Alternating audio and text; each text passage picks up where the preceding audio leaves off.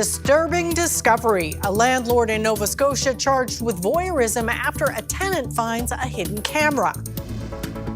Election 2025. Liberal leader Mark Carney makes a campaign swing through the Maritimes. And Catholics around the world mourn the passing of Pope Francis.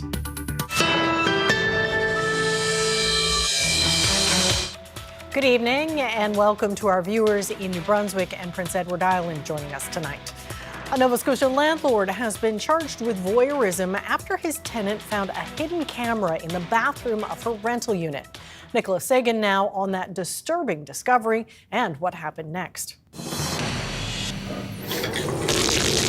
The nightmare started in the bath. A young single mother's privacy evaporating when she looked up, spotting a tiny camera in the ceiling of her bathroom. It looked like a screw, but I had a feeling that it was not a screw.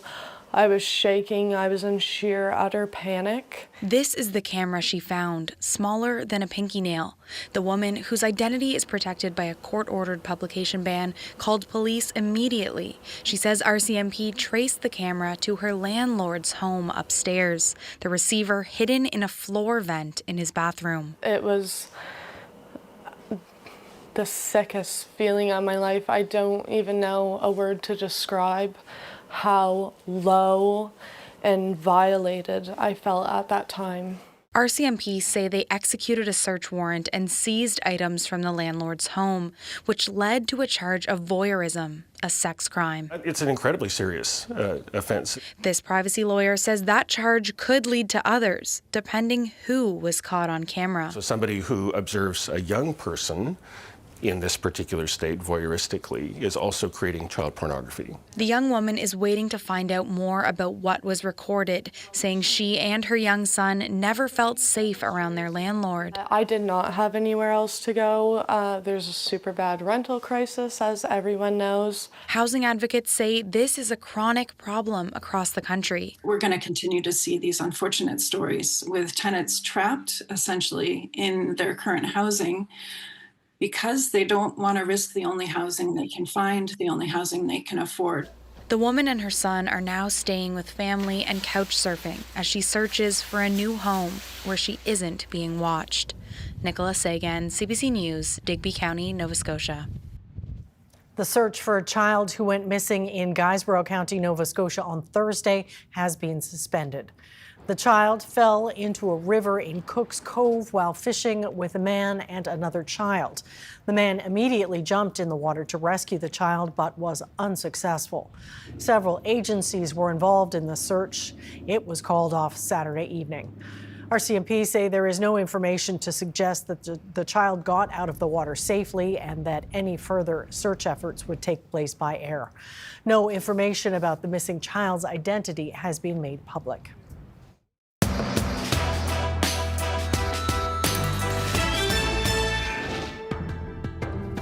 It is the final week of the federal election campaign. Liberal leader Mark Carney hit all three maritime provinces today.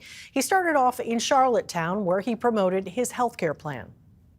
We're creating more spaces for patients by building more hospitals, clinics, and other practice spaces. We know that hospitals and clinics have been closing when the needs in the healthcare system are growing. It includes a pledge to commit $4 billion in spending for more hospitals and clinics.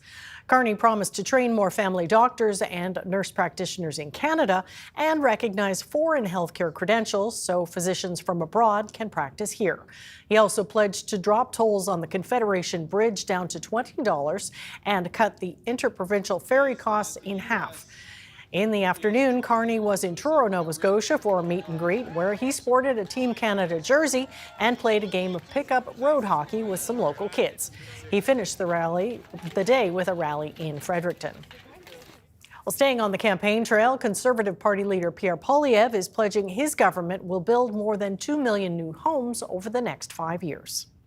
While the Liberals make generalized promises that they've been breaking for the last 10 years, we actually have a breakdown on how we're going to get to these 2.5 million homes. He made the housing announcement during a campaign stop in the Greater Toronto area Monday morning. He also took aim at the spending plan promised by Liberal leader Mark Carney, saying it's no different from the fiscal handling seen under his predecessor, Justin Trudeau. Poilievre says he would reveal his party's election platform on Tuesday after the end of advanced voting, making him the last of the major parties to do so. Jagmeet Singh highlighted an NDP policy plank on Pharmacare, expanding coverage to all essential drugs immediately. In year one, we're going to get that done. We're going to fight hard to get those essential medications. Those are all the most commonly prescribed medications. Singh was campaigning on Vancouver Island, an NDP stronghold where he spent most of the Easter weekend. Several Nova Scotia academics are calling for Canada to think about food as part of its national defence strategy. They say Canada must consider whether it can feed its population in a crisis in the wake of U.S. President Donald Trump's tariffs and annexation threats. CBC's Andrew Lamb reports. When it comes to national defense, you'd probably think of guns, ships, or planes. But amid U.S. President Donald Trump's tariffs and threats of annexation, some Nova Scotia academics are calling for Canada to include food as part of its national defense strategy. While it sounds very militaristic, it's really just about, do we have enough food and the production capacity to feed ourselves if our supply chains were cut off tomorrow? Foster says the U.S. tariffs are a wake-up call to make our food system more local. It's not only that consumers are dependent on imports, but producers are dependent on the income from exports as well. So we've got a whole system where we're really teetering on this import and export dependence. The Halifax Regional Food Hub is one effort in the province to make local food more available. It's a co-op that aims to distribute food from producers across Nova Scotia to the city. The biggest bottleneck preventing the growth of the local food system within Nova Scotia is access to infrastructure. So that's processing, that's storage, that's distribution infrastructure that is scale appropriate and community based. Cantafio says many farmers need to do this type of logistics work. Having a food hub could help with that. So farmers can do what they do best, and then we can do the rest. And that's kind of what we've been hearing, is that they've been looking for something like this. More than $850,000 of provincial funding has enabled the food hub to get started. Cantafio says it's hired an executive director and is now recruiting co-op members and looking for real estate. But ultimately, what we'd love to see is that this is the place that restaurants and institutions and independent retail know that they can go to get quality local Nova Scotian products. Cantafio says the food hub hopes to be distributing food by 2026. Andrew Lamb, CBC News, Halifax.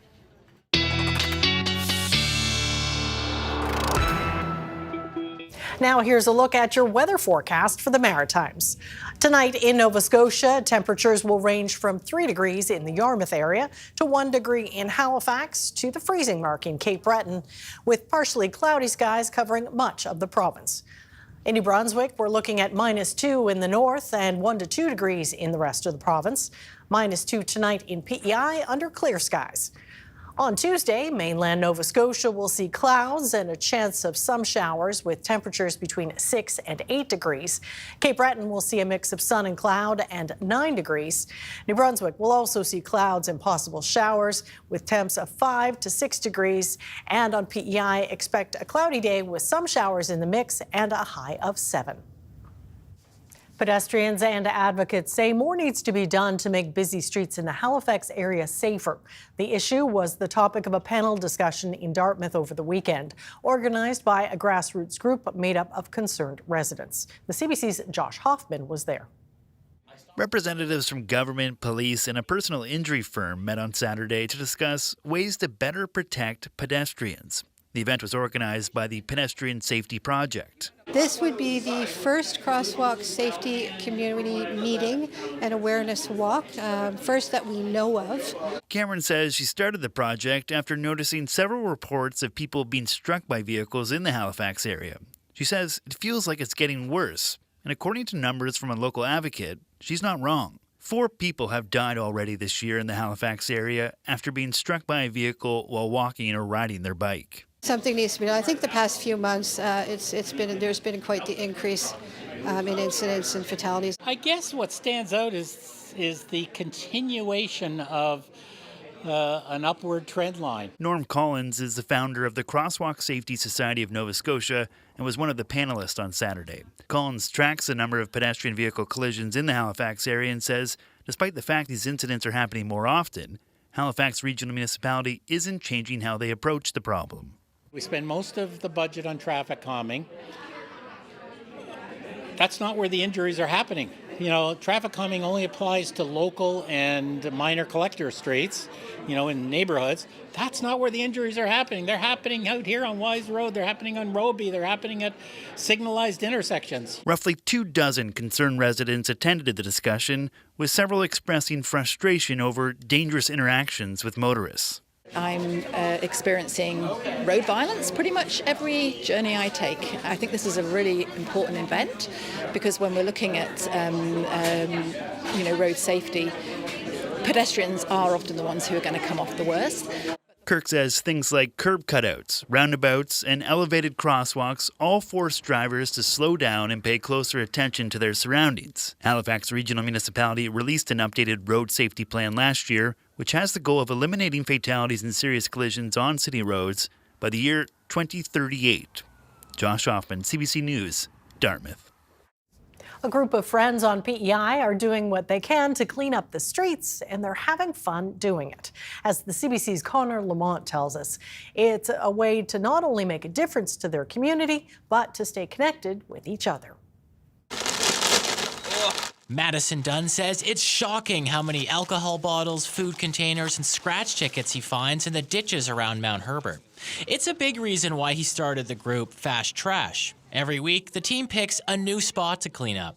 Dunn says it's hard work, but also fulfilling. Just the sheer amount of garbage that's out here is the craziest thing I've ever seen, honestly. I think we go blind to the litter and garbage on the side of the roads a little bit.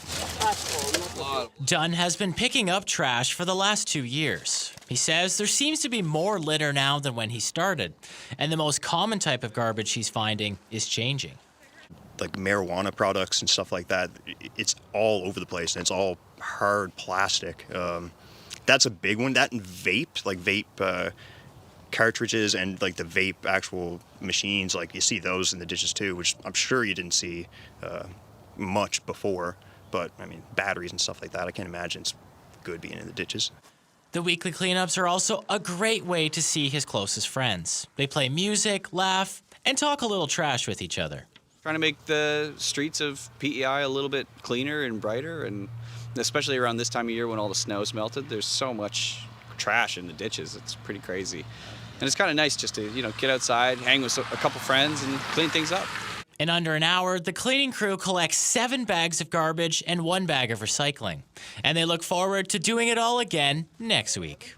Connor Lamont, CBC News, Mount Herbert. The Boston Marathon is today with more than 30,000 runners taking part.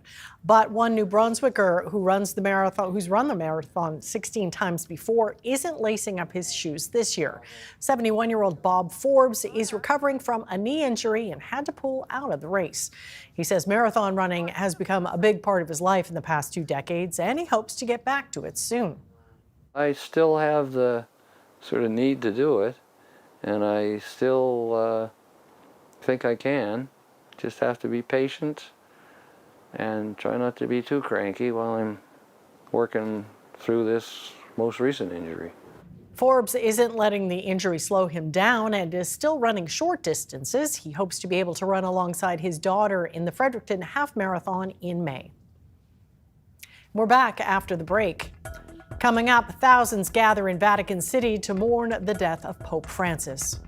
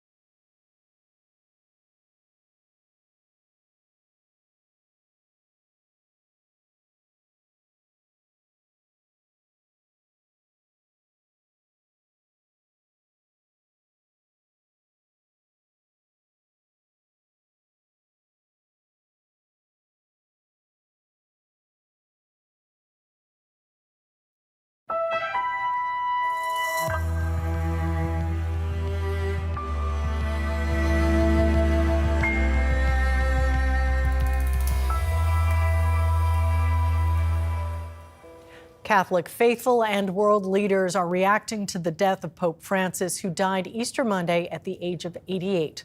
Mourners are gathering in Vatican City to pay tribute. The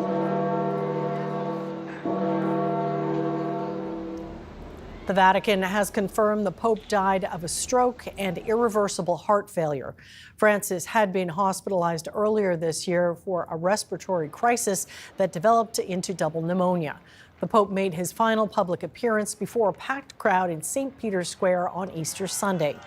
He had visited with inmates in a prison in Rome as part of Holy Week events. The Argentine cleric was elected Pope on March 13, 2013. Pope Francis's death sets off 9 days of mourning, a tradition that dates back to Roman times. In Argentina, a special mass was held and candles were lit by those in shock and mourning for their countryman, Pope Francis.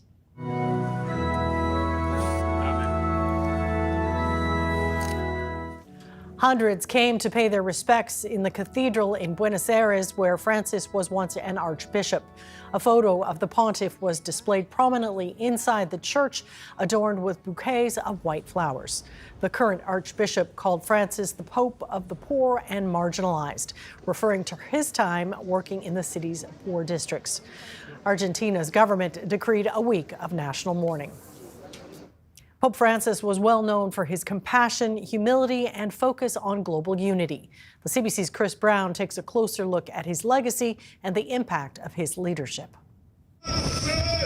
For Canadians, and especially Indigenous Canadians, Pope Francis may be remembered most for this trip to Alberta in the summer of 2022. I humbly beg forgiveness for the evil committed by so many Christians against Indigenous peoples, he said, delivering an historic apology for the damage inflicted by church-run residential schools and the evils of colonialism. The emotional moment, long sought by residential school survivors, would be one of the progressive Pope's crowning achievements. I think from the moment he stepped out on the balcony, we knew that the tectonic plates had shifted. Jorge Mario Bergoglio, the Archbishop of Buenos Aires, the first pope ever from the Americas and the first from outside Europe in nearly 1,300 years, carried immense expectations from many demanding change and a more modern institution. I began to just be fascinated. Tina Beattie is a theologian and a former professor of Catholic studies in London. He's lived as humbly as it's possible for a pope to live. And he's put to shame some of the grandiose lifestyles of some of the men in the Vatican. So all in all, that first night was euphoric. Euphoria, of course, doesn't last. Francis would win accolades for his tough talk condemning sexual abuse in the church. He held summits, met survivors, and made apologies. His messages to gay people also sounded remarkably conciliatory for an institution so resistant to change. He told reporters traveling with him on a flight, "If a person is gay and seeks God and has goodwill, who am I to judge?" Francis used his profile to try to make the world pay attention to the plight of migrants in the Mediterranean, the persecution of Rohingya Muslims, and to heal the deep wounds of civil war in African nations such as South Sudan. But victims of sexual abuse complained Francis's words weren't backed by actions, that abusers continued to be protected. I think he failed to grasp the real savage problem of the abuse crisis. As for women, Tina Beattie says Francis saw them in a maternal way, not as equals to men, with too few women appointed to powerful jobs in the church. But when I hear and read what he says about women, I think, but you haven't listened. You haven't heard anything. For the first time in history, Francis had to share the Vatican with his predecessor, Emeritus Pope Benedict, who resigned, but whose conservative views clashed with Francis's. That contributed, of course, to the culture wars and to the sort of schisms that opened up in the church. So I think he made the best of what he must have seen was a very awkward situation. Francis attempted to create a more inclusive Catholic Church and broaden its appeal, but he also triggered fierce internal debates. His achievements will now either be consolidated or overturned by his successor. Chris Brown, CBC News, London. Still ahead on the show, Polite Piper. This young musician heralds spring for his friends and neighbors in Fredericton.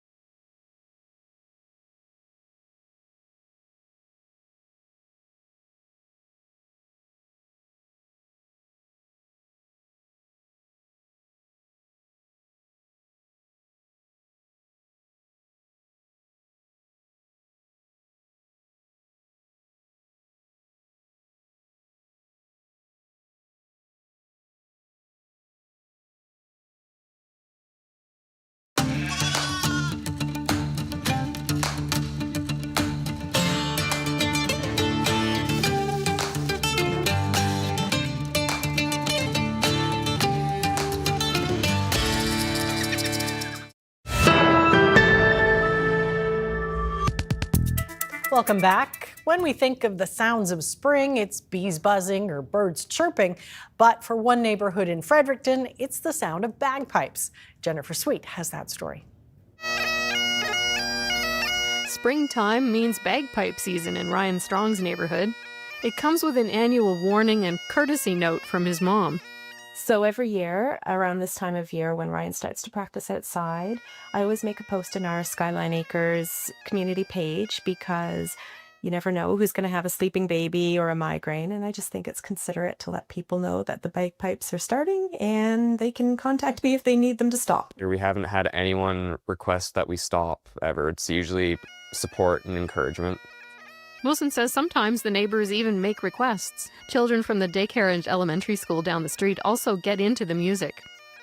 A lot of them will gather around. A lot of them will just sometimes sit down and listen to music. Or if I start marching and walking around to practice that, I'll have a little group of them marching behind me like you would have a color guard. It's nice. I like entertaining them. I like helping them have fun, and I hope that I'm able to introduce some of them to an instrument that maybe they'll play in the future. Strong was only 4 years old when he fell in love with the bagpipes. He was watching all of the pipe and drum bands play together at the Highland Games. When they came out, I looked down, Ryan was sobbing, and I asked him what was wrong. I thought maybe it was too loud, and he said, "No, Mommy, I can feel them in my heart." And that kind of started us off on this path. It's a really big part of my life. I love pipes.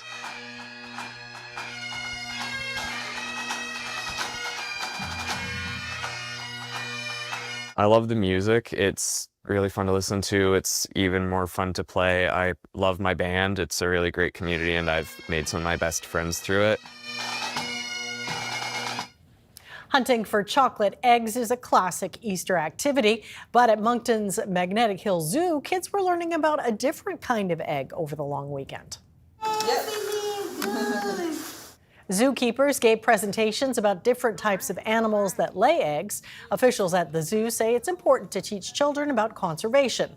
They also try to educate people on animals native to New Brunswick, like river otters or caribou, as well as animals from other places in the world, like lions and tigers, which are facing extinction. That's it for us tonight. Thanks so much for watching, and we'll see you next time.